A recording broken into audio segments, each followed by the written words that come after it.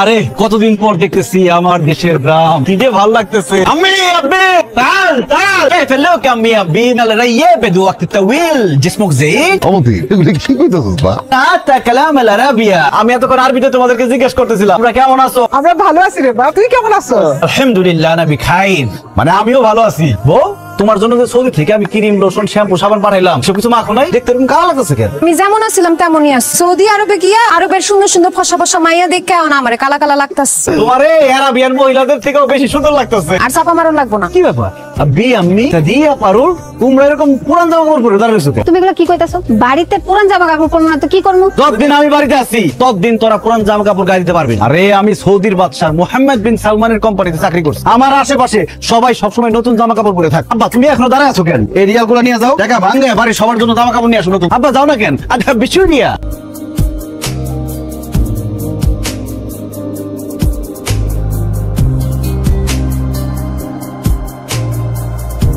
আচ্ছা আপনি বিদেশ থেকে আইছেন ভালো কথা, তাই বলে সবার জন্য এত কিছু নিয়ে আইতে কেন? কি বললা পারুল? আমি সৌদি থেকে এত বছর পরে আসছি, আমি আমার মা বাবা বোনের জন্য আনবো না? সবার জন্য দুই একটা করে আনেন, আপনার সাধ্য অনুযায়ী আনেন। এক একজনের 10-20টা করে দেওয়ার কি দরকার? তার উপর দেশে আসার পরে সবাই নতুন জামা কাপড় কিনা দিচ্ছে, এত খরচ আপনার করার কি দরকার? পারুল তোমার জামাই সৌদি থেকে আসছে, তার একটা ভাব আছে না, বিদেশ থেকে আসছে একটা ব্যাপার আছে না। আপনি এতদিন পর দেশে আইছেন, আমার আপনারা দেখে খুশি। আসেন খাইতে আসেন।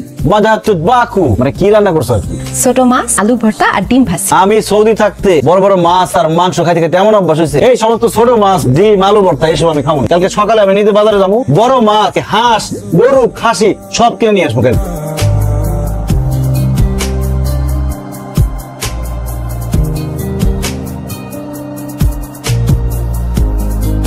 তুমি আমার একটা কথা কও, তুমি কি পাগল হয়ে গেছো? আমি তোমার প্রেমে পাগল। উহিবু কিয়া জাওয়াজা। রাখেন তো আপনার ঢঙ্গের কথা। আপনি এত টাকার বাজার করছেন কেন? পকেটে টাকা থাকলে টাকা আবার কাম পায়। বিদেশ থেকে আসছেন, টাকা এখন পকেটে গরম গরম আছে দেখা সব খরচ করে ফেলেন না। 6 মাসের ছুটি নিয়ে আইছে, টাকা শেষ হয়ে গেলে বুঝবেন। একটা টাকা কারো কাছ থেকে পাইবেন না। আমার কারো টাকা লাগবে না, আমার ব্যাংকে টাকা আছে, উঠামো আর খরচ করুন, উঠামো আর খরচ করুন, তুমি চিন্তা করো না। আপনার যা মন চায় আপনি তাই করেন। বিদেশি টাকার ফুটানি দেখমু কয়দিন থাকে।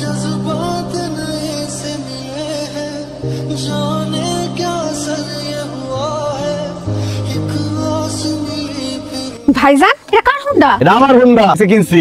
ভাইজান তুমি সত্যি হুন্ডা কিনা ফেলাইছো? মা দেখে কোথায় হুন্ডা কিনা ফেলাইছে? তুমি আসলে হুন্ডা কিনছো? অবশ্যই হুন্ডা কিনছি, কালকে সকাল বেলায় হুন্ডা দিয়ে তোমার নিয়ে ঘুরতে বাইরে। তুমি আইছো মাত্র 6 মাসের জন্য, এর মধ্যে এত টাকা খরচ করে এই হুন্ডা কেনার কোনো দরকার আছে? আমি মতিন সৌদির রাজা বাদশার সাথে আমার উঠা বসা, হাইটা রিকশায় করে এদিক সেদিক যাবো, আমার সাথে যায়। কয় টাকা দিয়ে কিনছো এই হুন্ডা? মাত্র 1,20,000 টাকা, আমার বন্ধু কামালের কাছ থেকে কিনছি। কি কস তুই? আমাদের রোডটা নতুন কে কইছে?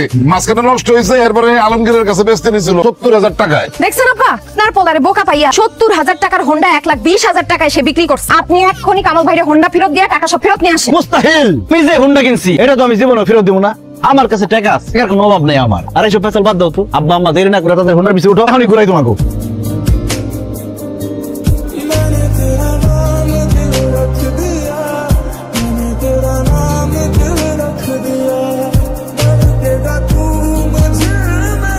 চলো আজকে অনেক দূরে ঘুরতে যাবো। আব্বা গেছে চেক নিয়ে ব্যাংকে, এখানে আসো তারপর ঘুরতে যাবো। টাকা ছাড়া ঘুরে কোনো মজা নেই। মতিন ঘরে আসছিস রে? আব্বা আসো আসো, দাও টাকা দাও। আমি তো ব্যাংক থেকে টাকা তুলতে পারি নাই। চেক যে দিলাম, চেক জমা দাও নাই? 2 ঘন্টা লাইনে দাঁড়ায় দেখা পরে চেকটা দিছি, কি দেখা দুইকা কইলো যে ব্যালেন্সে বলে কি ঝামেলা আছে।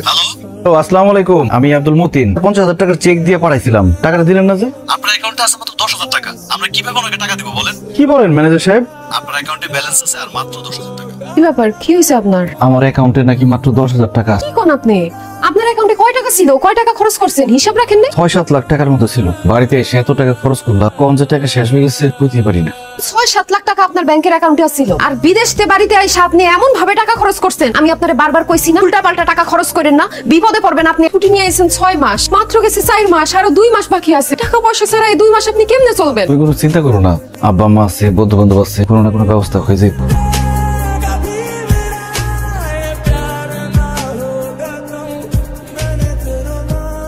কি ব্যাপার বৌমা, ডিম ডাল আলু ভর্তা মাছ মাংস কিছু রান্না করো নাই? মতিন আসার পর থেকে মাছ মাংস খাইতে খাইতে এমন অভ্যাস হয়েছে, তো মাছ মাংস ছাড়া খাইতেই পারবো না। এই কয়দিন যেভাবে মাছ আর মাংস খাইছি, ভর্তা দিয়ে খাইতে গেলে অক্ষরে বমি করে দেবো। আমি তো গত 2-3 দিন ধরে বাজার করতে পারতেছি। বউ বেশি খাই দিছে না, আপনারে বেশি খাওয়া ফেলাইছো। এমন কিছু না, আমি বিদেশ থেকে যে টাকা নিয়ে আসছিলাম টাকা শেষ হয়ে গেছে। এই জন্যই আমি সেদিন ব্যাংকে গেছি, আমার টাকা দেয় না। কয় কি ঝামেলা আছে? কি কসুর কাম করছস তুই বিদেশে 5 বছর? বাড়িতে একটা বিল্ডিং তুলতে পারলি না, বোনটারে বিয়া দিতে পারলি না, বাড়িতে এসেছিস তুই 4 মাস হয়েছে, এর মধ্যে তো টাকা শেষ। 5 বছর তুই বিদেশে কি করছস? ঘোড়ার ঘাস কাটছস? টাকা পয়সা যা কামাইতাম তোমাদের সংসারে খরচের জন্য তো পাঠাই। এখন বিদেশে আগের মতো ইনকাম নাই আব্বা। ফালতু কথা বলবি না আমার সাথে। আব্বা, সবার কাজ তো একরকম না, সবার মালিকও একরকম না। তোর টাকা পয়সা যখন শেষ হয়ে গেছে বিদেশ চলে যা, এই দেশে থাকার দরকার নেই। আম্মা, তোমার তো বিদেশ থেকে 1 জোড়া কানের দুল পাঠাইছিলাম, ওইখান থেকে কি 1 জোড়া কানের দুল আমার দিবা? বেইসা কয়েকটা দিন একটু চলতাম। আচ্ছা, মায়ের 2 জোড়া স্বর্ণের দুল, সেই দিকে নজর পড়ছে। তোর তো বউয়ের স্বর্ণের গহনার অভাব নেই নাকি? বউয়ের কাছে বলতে বউ আকাশ আমার 1 জোড়া কানের দুল তোরে দিতে পারবো না। আসো। मैंने तेरा नाम दिल रख दिया, मैंने तेरा नाम दिल रख दिया, धड़केगा तू मुझे मैं सदा, मैंने तेरा नाम दिल रख दिया। হ্যালো এভরিওয়ান, আসসালামু আলাইকুম। কি অবস্থা সবার, কেমন আছেন সবাই? আশা করি অনেক অনেক ভালো আছেন।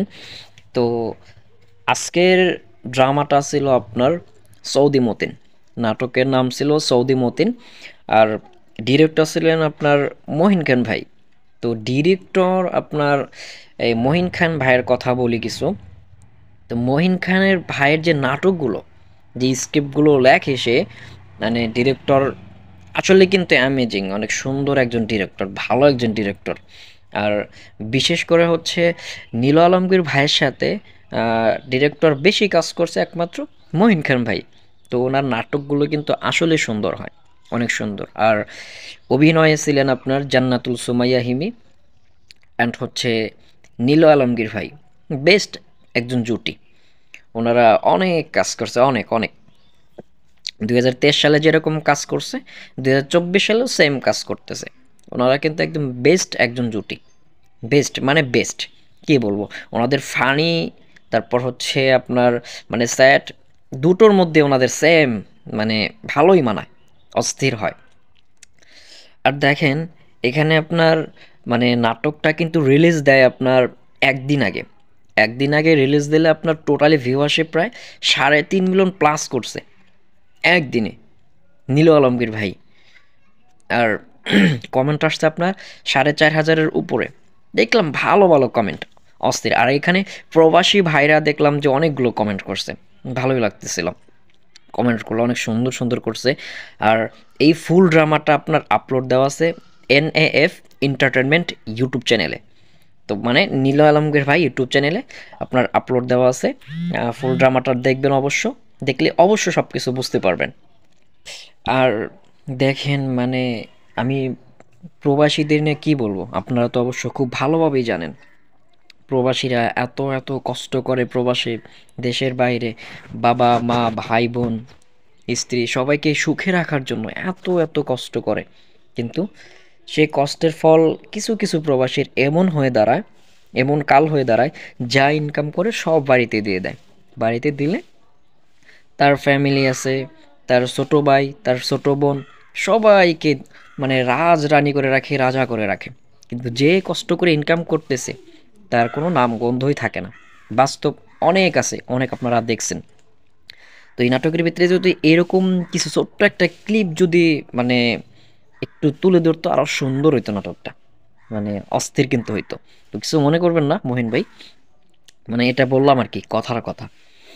আর হচ্ছে যে দেখেন মানে প্রবাস থেকে আসার পরে মানুষ এত এত টাকা খরচ করার পরে সবার মন জোগায় ফেলে। অবশেষে যখন টাকা থাকে না তখন কিন্তু পাশে কেউ থাকে না, এবং কি বাবা মা কেউ থাকে না, বন্ধু বান্ধব আপনি যাদের খাওয়াইবেন আপনার পোষা পাখি হয়ে থাকবে। যখন আপনার টাকা শেষ তখন কেউ থাকবে না আপনার পাশে, বাস্তব। যেরকম ধরেন আপনার কথাই বলি, ছেলে হয়ে থাকলে আপনার কথা একটা কথা বলি আপনাকে, আপনার যদি বাইক থাকে তাহলে কিন্তু আপনার বন্ধু বান্ধব অভাব থাকবে না। যখন আপনার বাইক থাকবে না তখন দেখবেন যে, তখন বুঝতে পারবেন যে আসল বন্ধুত্ব কাকে বলে, ঠিক আছে। আর তো এই NAF এন্টারটেনমেন্ট ইউটিউব চ্যানেলে ভিডিওগুলো আপলোড দেওয়া আছে, অবশ্যই আপনারা দেখবেন। আর হচ্ছে আমাদের স্ট্যাটাসগুলো কেমন লাগে অবশ্যই কমেন্ট করে জানাবেন। সো আবার নেক্সট ভিডিওতে দেখা হবে। আসসালামু আলাইকুম।